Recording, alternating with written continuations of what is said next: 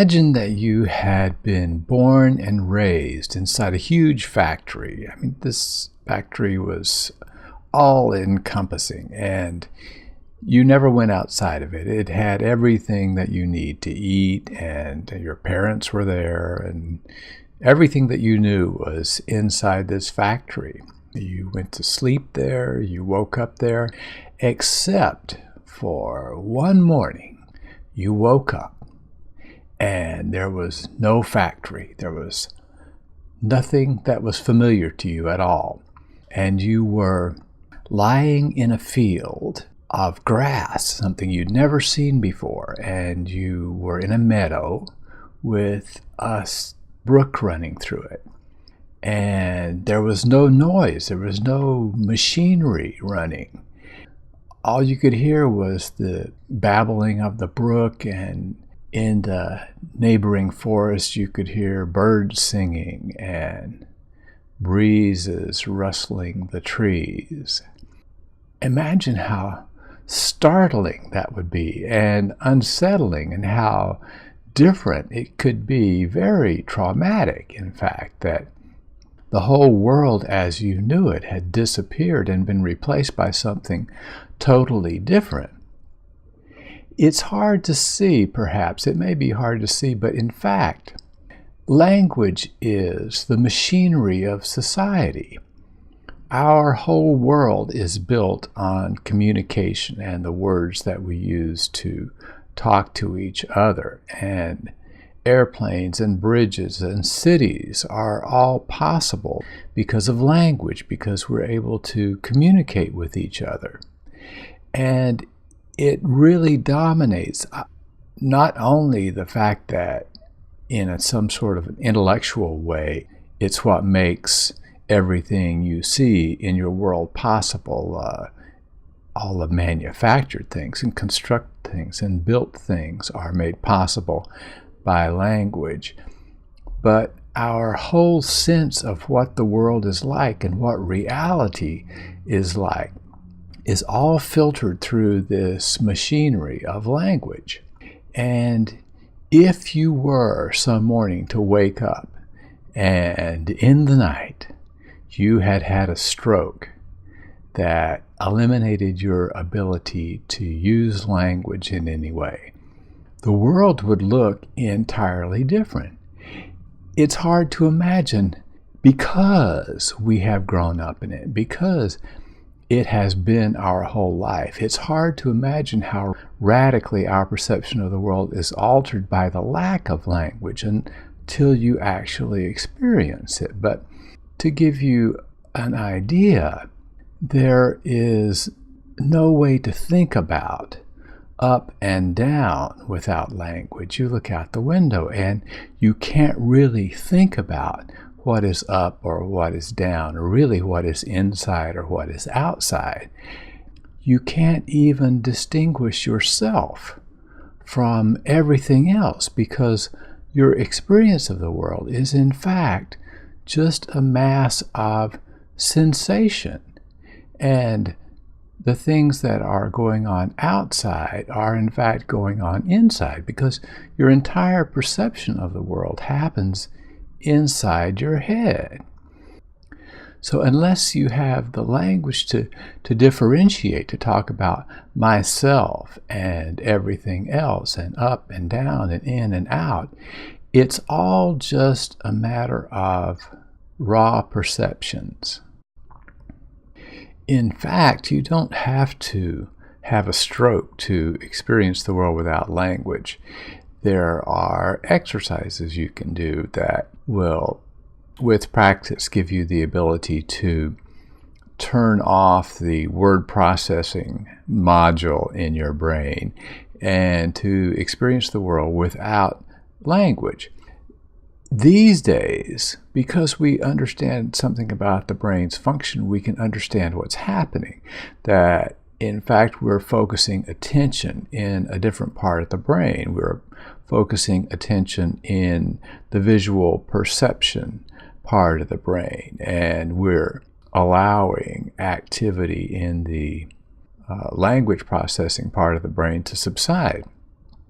So we can understand it in those terms. And it's not really anything all that mysterious. It's just one of the possibilities of experimenting with the way our brain works and the way perception works. But in the past, in the history of human beings, this experience has most often occurred in religious contexts. And so the experience was interpreted within the religious context, whichever particular one it was. And in fact, the same sort of phenomenon has recurred in almost every religious context, although it's usually in some sort of fringe element of the religion. There's a wonderful book by Stephen Mitchell. It's an anthology of writing. He's gone back to the Indian Upanishads and the Bible. Really does a thorough survey of everything that's been written since along these lines. And it has the title, The Enlightened Mind.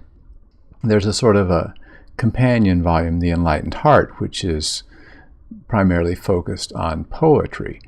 But you notice the word enlightened. That is a result of the fact that most of the people who've had this experience have been involved in some sort of religion. It's not presented as something that's accessible to everyone. At least it hasn't been widely accessed by very many people. And the people who have had the experience were usually quite exceptional, and they became, well, some of them. The Buddha became the founder of a whole religion based on his experience. So what we have in the historical records is based on the experience of these very exceptional people, which occurred in a religious context. I mean, ordinary people don't make it into the historical record. Ordinary people don't become the founders of religion. But in fact, anyone can have the experience. It's a little trick of attention and concentration. And in fact, Richard Restak, in his book Mozart's Brain and the Fighter Pilot, which is primarily about improving brain function, gives some exercises for learning to isolate perception in the right hemisphere, or shall we say outside the language processing area of the brain. He presents it in the context of something that gives the left hemisphere a chance to take a break and a rest, and it's sort of like R&R for the left hemisphere to focus attention and perception in the right hemisphere. There's no religious context, and there's nothing extraordinary about the experience as he presents it. So how you interpret non-linguistic perception, the experience of non-linguistic perception, depends on the context that you see it in. And the experience itself is totally without meaning, just by definition, because meaning only exists within language. So if the linguistic framework within which you have the experience is religious, then you can see the experience as being enlightenment.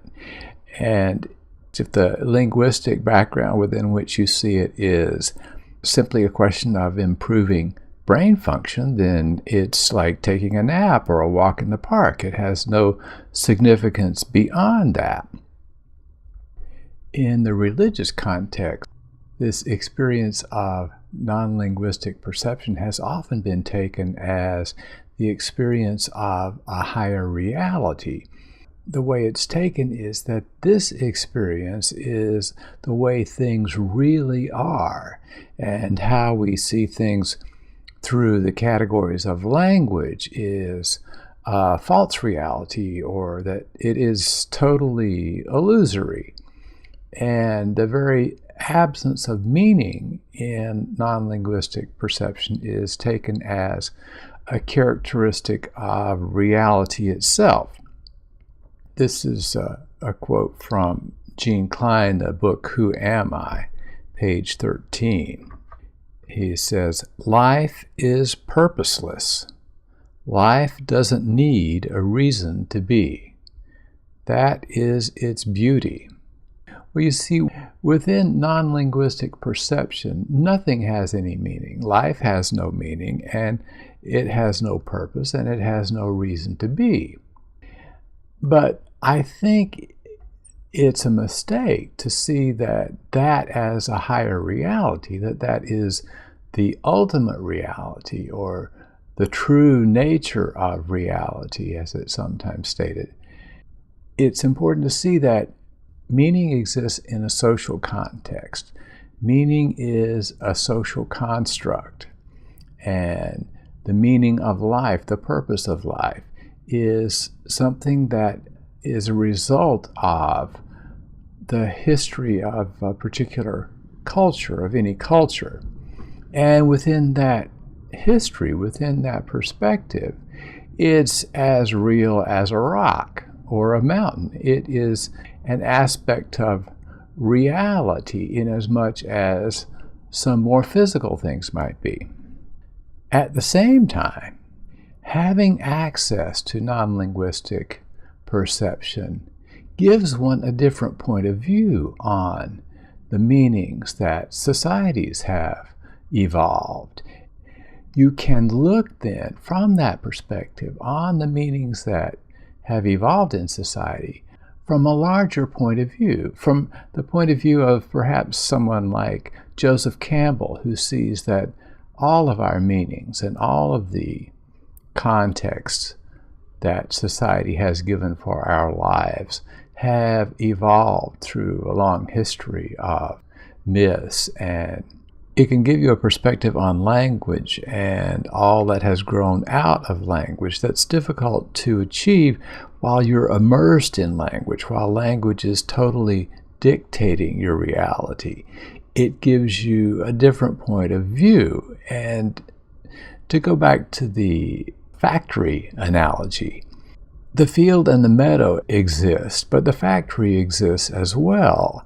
And you can see that the factory exists, the factory of society and the constructs of society exist within the larger framework of an undifferentiated reality.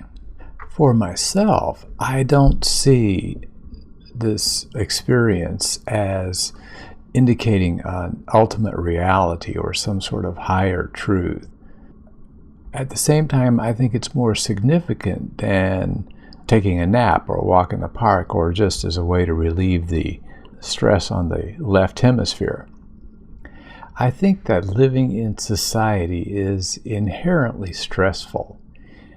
There is no way to avoid the constrictions that are necessary for people to live together. We have to stifle some of our individual impulses for the good of the group as a whole. I can't just get into your car and drive it away as if it were my own, even though I might want to.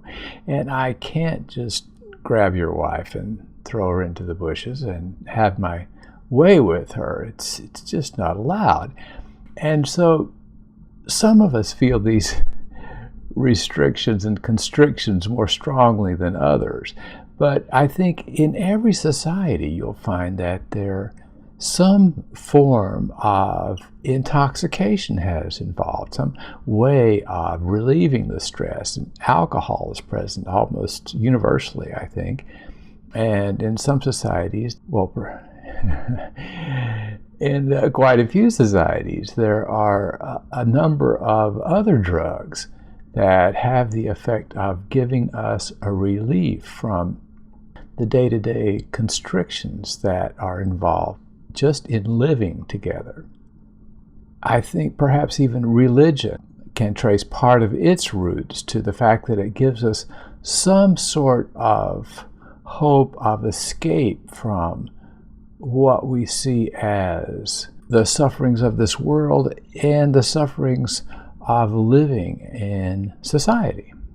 I think for myself, one of the big attractions of pot was that when I was stoned, I didn't need anything else.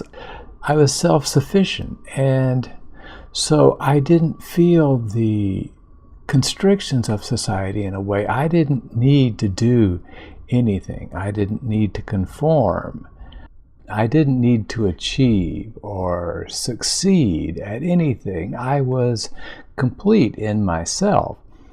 I remember I was on a bus in Mexico one time, and there was this kid who was going to the city looking for work. And he happened to be sitting by an older fellow who was counseling him on how to make it in the city. And my Spanish isn't that good, but I was able to pick up that he told him not to smoke marijuana because marijuana would make him not want to work. And that was certainly true in my case. At least I found out the job that I had that I could work stoned, and I've managed to work stoned for years without injuring myself or anyone else.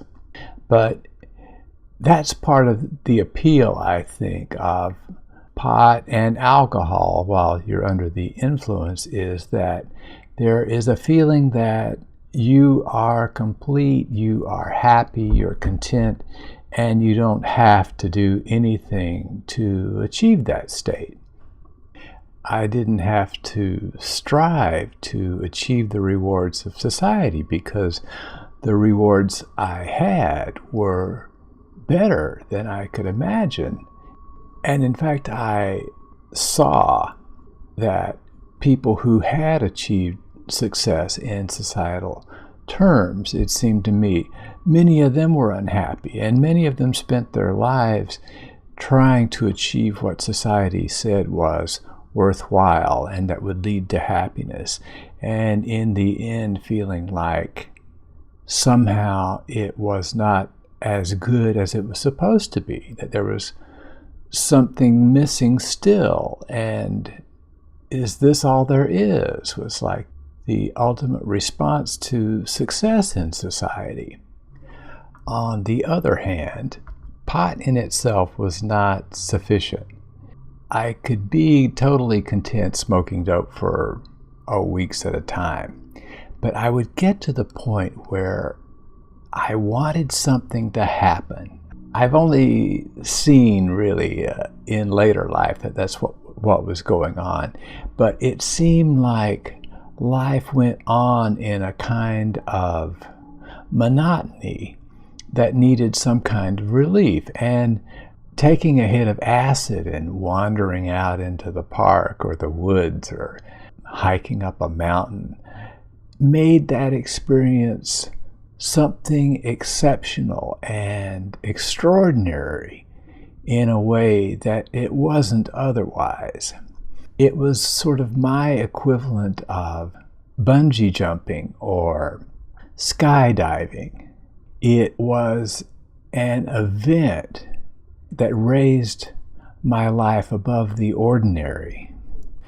I think that one of the further limitations of society is that the goals, the things one can do, the things that are supposed to make one happy are a sort of a homogenized version, something that is available to a large number of people. And young people especially, I think, look at the goals that are held out as achievable by society, the things that are worth striving for, as being monotonous and not that exciting. And if that's all it's about, why bother? So for me at any rate, and I think for a certain segment of the population, society leaves a lot to be desired. Social living leaves a lot to be desired, both in terms of the conformity that's required and in terms of the rewards that are available.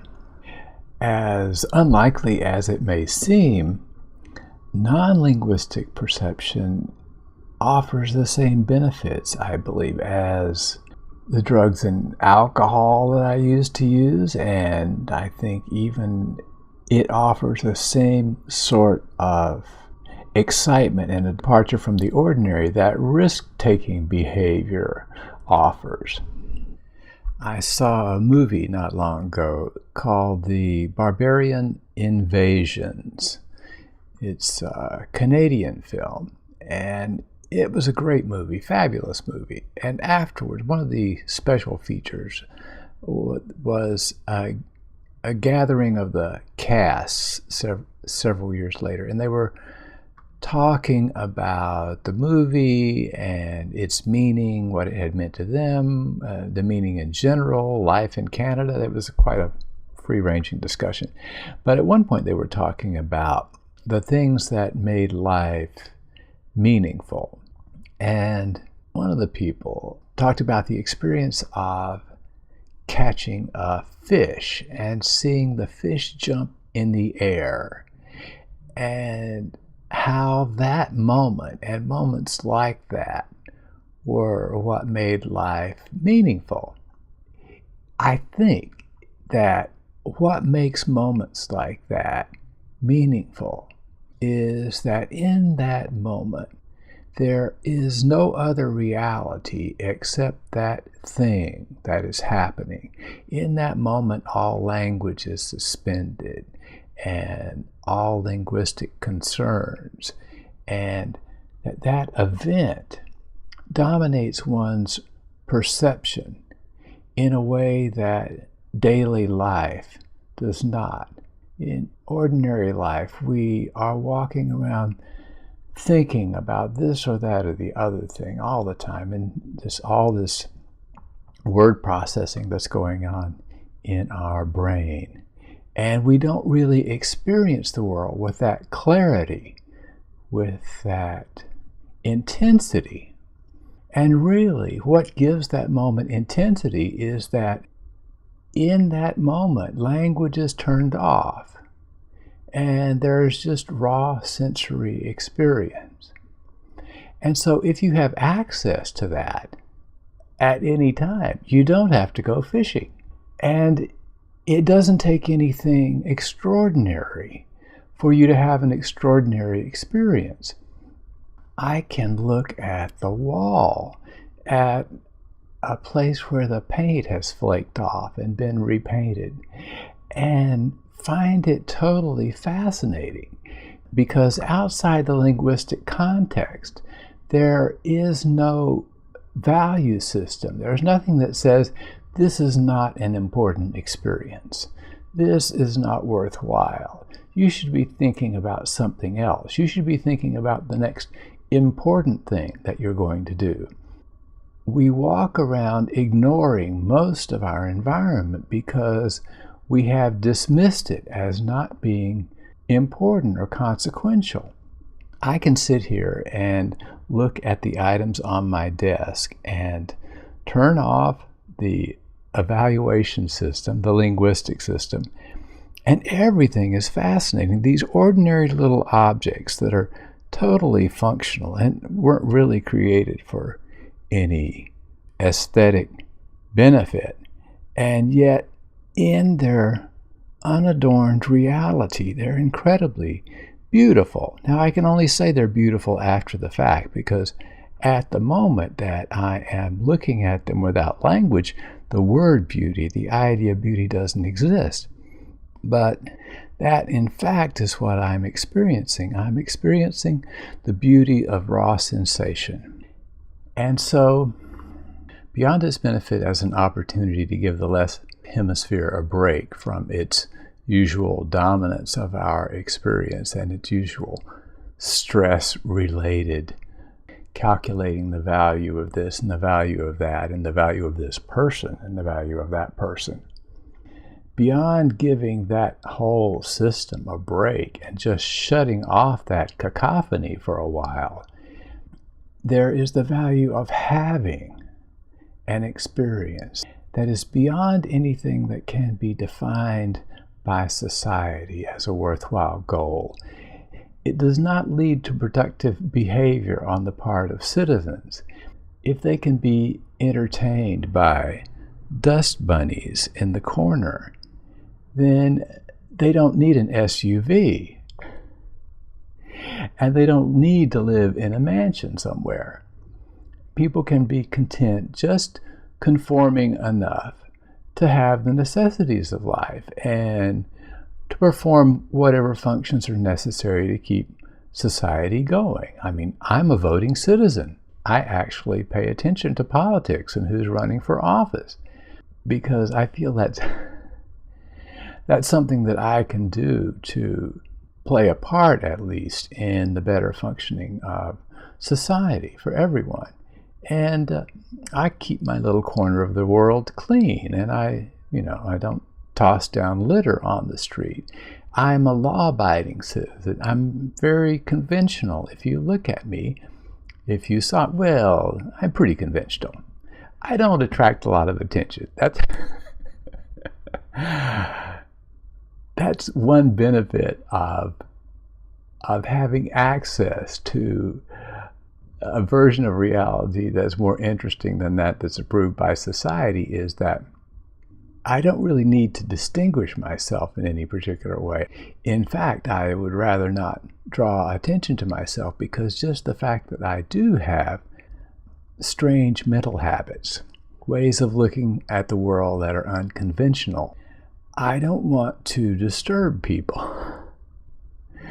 I don't want to disturb people or cause any sort of upset in the social fabric.